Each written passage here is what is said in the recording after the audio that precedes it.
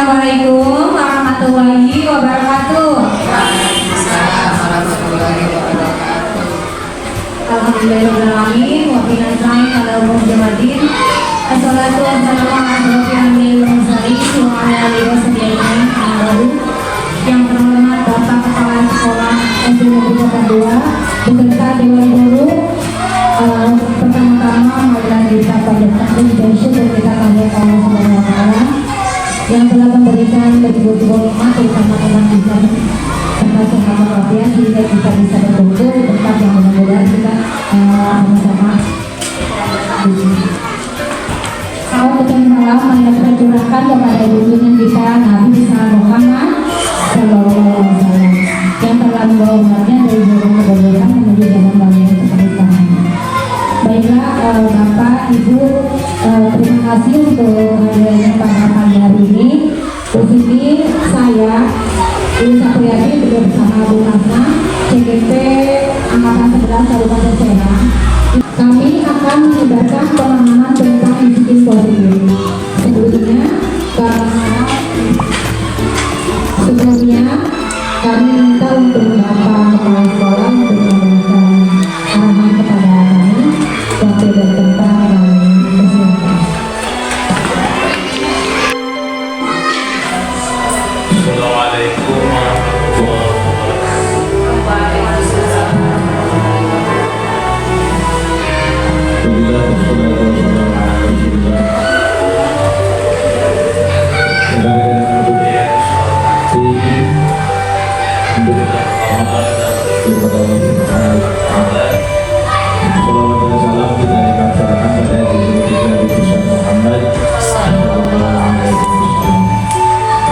Pada pagi hari ini kita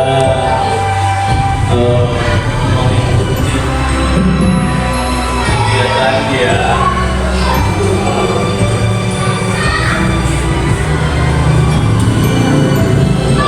dilaksanakan oleh rekan kita CGP Calon Pembina. Nampaknya ini ya ketika sudah memasuki gerakannya yang pada pagi hari ini tema yang akan disampaikan yaitu mengenai penyebaran budaya positif. Ini sesuatu yang amat bagus. Mudah-mudahan ini bukan hanya apa istilahnya teori, tapi yang lebih penting adalah penerapannya. Saya yakin ini efek positif dari pembelajaran. Jadi kami memang punya wawasan baru, juga insya Allah akan berdampak untuk memberikan budaya yang baru. Saya menyambut baik dan silakan ini dilanjutkan budaya-budaya positif ini untuk kemajuan sekolah kita. Saya kira tidak panjang lebar, nanti silakan disimak dengan baik oleh teman-teman yang lain. Sekali lagi terima kasih. Saya sangat mendukung langkah-langkah yang dilaksanakan oleh guru pembina. Semoga yang lain juga nanti bisa mengikuti apa yang nanti bisa dicontohkan oleh guru pembina. Terima kasih. Assalamualaikum warahmatullahi wabarakatuh. Ada 8 poin yang akan kita bahas. Masih prinsip budaya positif. Di sini kita akan pertama itu perubahan paradigma beda. Disiplin positif, nilai-nilai kebajikan, kebetulan manusia, motivasi perilaku manusia, posisi kontrol guru, keyakinan kelas dan sertifikat esensi. Sebenarnya poin-poin ini yang sering kita temukan di kelas sehari-hari kita tentang mengajar itu. Ini poin-poin yang sering kita temukan atau kasus-kasus yang sering kita temukan di kelas. Nanti kita akan dengan satu persatu.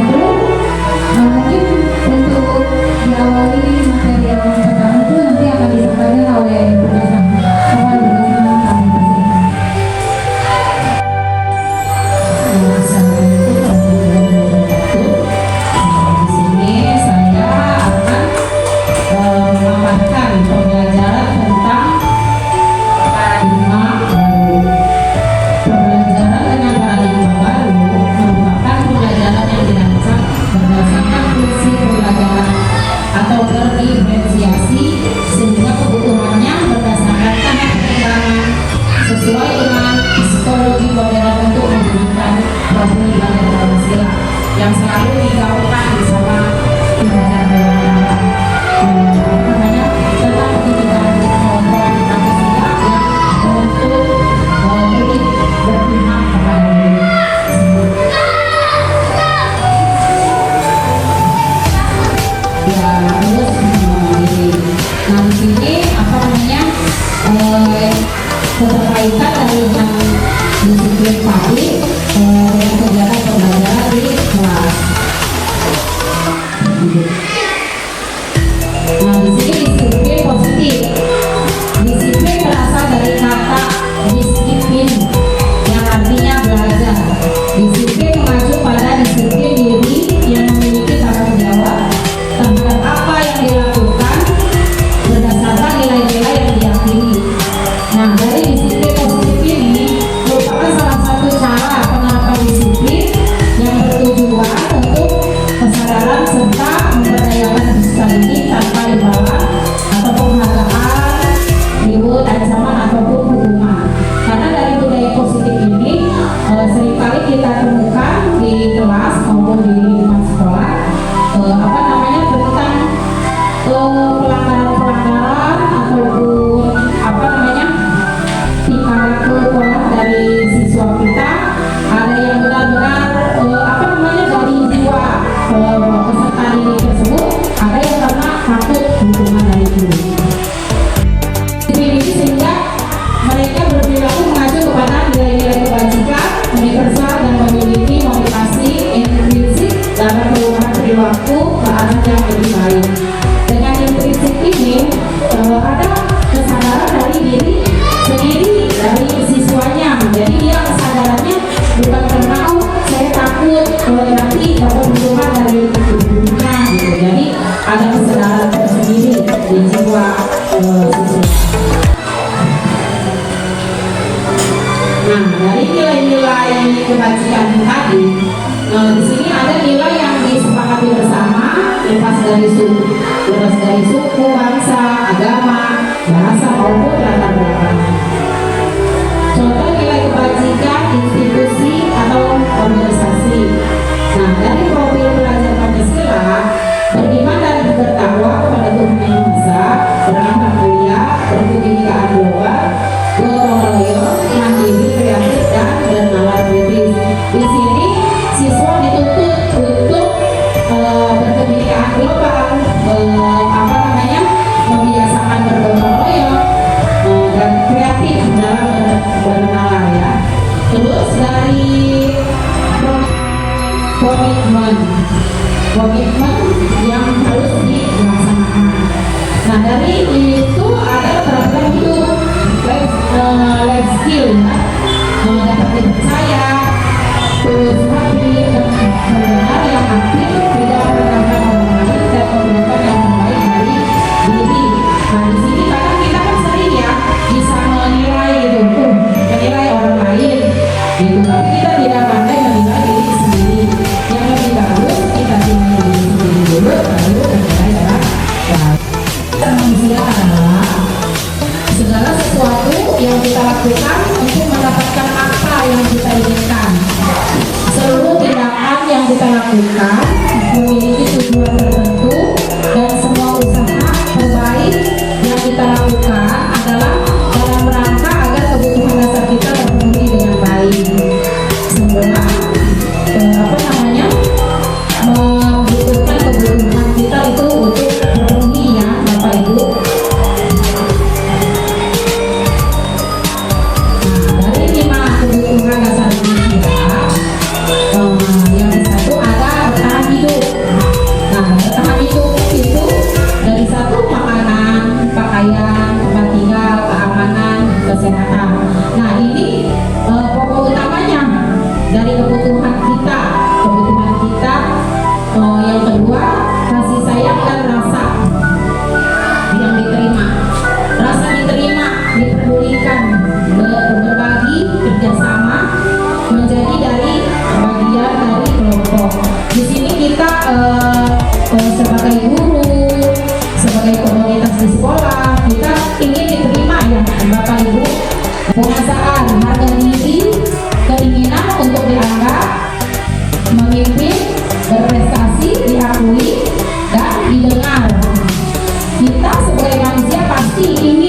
apa yang tadi dijalankan ada di diri kita ya.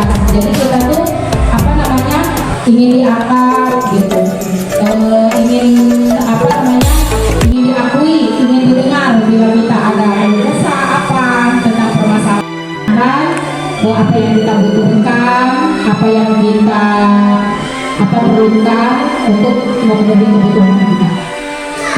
Dan di sini ada kesenangan. Nah, apa namanya dari kesenangan ini ada bermain, ada humor, ada antusiasme ataupun tertawa. Jadi dari apa namanya dari bermain atau humor, antusiasme, tertawa itu dari siswa kita ya yang ada di sekolah itu bermacam-macam. Ibu guru bapak. Jadi siswa itu ada yang apa namanya mencari perhatian lebih gitu dari sini nih. Jadi dia pengen ada kesenangan sendiri. Saya pengen diperhatikan nih sama teman-teman. Misalnya dia selalu membuat apa? Terima kasih, semangat, masih semangat. Lanjut. Selanjutnya ada motivasi perilaku manusia. Dari motivasi perilaku manusia untuk menghindari atau ketidaknyamanan dan ada untuk menjadi orang yang mereka inginkan, menghargai diri sendiri dengan nilai-nilai yang mereka percaya, untuk mendapatkan imbalan atau penghargaan dari orang lain. Dari motivasi perilaku manusia ini beragam ya Bapak Ibu. Jadi apa namanya untuk mendapatkan imbalan penghargaan dari orang lain itu pasti ada di diri manusia. Nah di sini ada hukuman tidak terencana tiba-tiba. Murid tidak tahu apa yang akan terjadi atau tidak dilibatkan. Dari sini dari hukuman ini tidak dari hukuman, dari konsekuensinya terencana atau disepakati sesuai dengan peraturan. Nah dan restitusinya proses menciptakan kondisi bagi murid untuk memperbaiki kesalahan. Dari murid yang tidak tahu apa yang akan terjadi, tidak dilibatkan, terus bersifat satu arah, berubah hukuman fisik ataupun psikis. Nah dari hukuman tadi, murid tetap dibuat tidak nyaman. Menciptakan kondisi murid untuk memperbaiki kesalahan itu banyak sekali Bapak Ibu dari kasus-kasus yang kita temui di dalam kelas ya. Seperti kesalahan-kesalahan yang mungkin yang tidak disengaja dari siswa dan yang disengaja dari siswa itu ada banyak kita temukan di dalam pembelajaran kita di dalam kelas. Masih semangat? Oke, kita speaking dulu biar semangat ya. Kita speaking dulu. Katakan pagi, satu. Kalau saya katakan siang, tepuk 2. Kalau saya katakan sore, tepuk 3. Kalau saya katakan malam, tepuk setengah. Jadi ini ya, kita mati konsentrasi.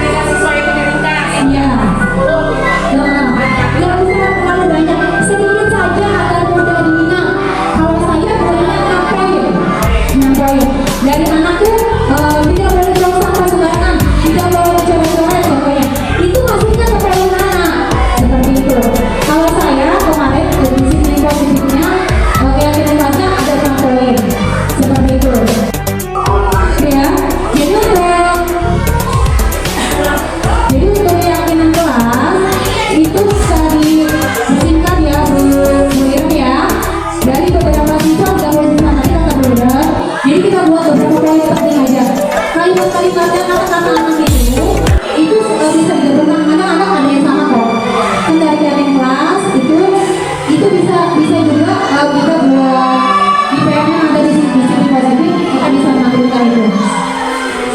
Jadi nanti kita bisa tinggal kalau anak ada yang nggak perhatikan, kita bisa kasih apa gitu seperti itu. Dan saya sekarang kan jadi kelas, jadi semua siswa ada tangan. Kalau yang kelas 6 kemarin saya pakai tabel pro. Kalau yang sekarang saya pakai semua siswa ada tangan. Jadi kalau memang benar-benar siswa itu memang kita itu bekerja bersama-sama dengan siswa. Boleh kita boleh di bawahnya, boleh ada pertemuan tertentu tergantung gurunya aja mau yang ada di mana. Seperti itu untuk yakin kelas. Nah, masih ada yang mau bertanya nggak tentang yakin kelas? Atau sudah cukup bilang ada yang gambaran? Ada gambarannya. Nah itu sebenarnya bagus untuk kita terapkan. Nanti kita capek. Kalau bagi mau di kelasnya juga mungkin pakai beda ya. Nah itu bisa bu. Kita aja biar kamu tahu kalau itu hasil kesepakatan bersama dengan teman-teman yang lain juga. Ya, seperti itu. Nah, apa sih kalau anak-anak juga boleh dengan cara lain boleh jempol, boleh seperti itu. Aku dari kelas iya seperti itu. Kalau saya misalnya kalau ketemu lagi, nah ada yang kosong, terus nanti ada kosong, jadi anak-anak saya di sini. Untuk kalau yang kelas udah cukup, benar ya. Oke. Sekarang lagi kita ada nanti segitiga restitusi. Segitiga restitusi ini satu proses dialog yang dilakukan oleh guru karena dapat menghasilkan musik dan lain dan bertanggung jawab. Ya. Kita ini sebenarnya apa aja anak SD ya. Sering banget menentukan kasus-kasus. Seperti menegakkan lebih dari satu ya, betul ya? Kayaknya berkasih. Cuma kita kadang, nah kalau kita sudah belajar nih, kita nanti kita mencoba sama-sama cara mengatasi masalah kalau menemukan kasus menggunakan segitiga restitusi. Itu segitiga restitusi yang pertama menstabilkan identitas, ternyata menyelesaikan kasus menggunakan segitiga restitusi itu enak bro. Ke kita ini juga merasa enak.